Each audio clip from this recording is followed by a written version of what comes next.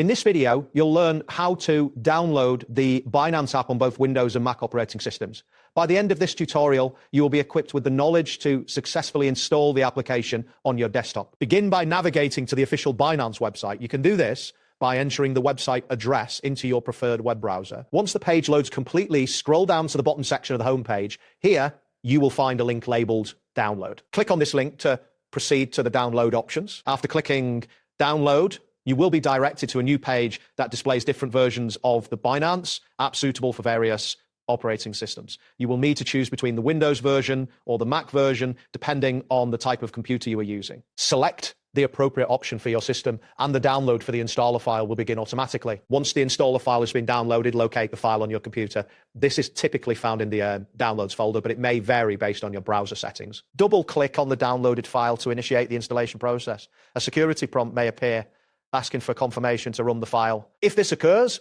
click Yes or Run to continue. As the installation process begins, follow the on-screen prompts carefully. This may include agreeing to the terms and conditions and selecting the installation location. Once you've completed these steps, the application will install on your computer. After the installation is finished, you will see an option to launch the Binance app. Click this option to open the application for the first time. When the Binance app opens, you will be prompted to log into your account.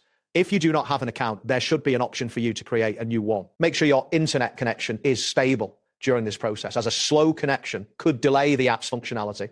Once logged in, you can begin using the Binance platform for your trading needs. That wraps up today's guide. Thanks for watching, and catch you in the next tutorial.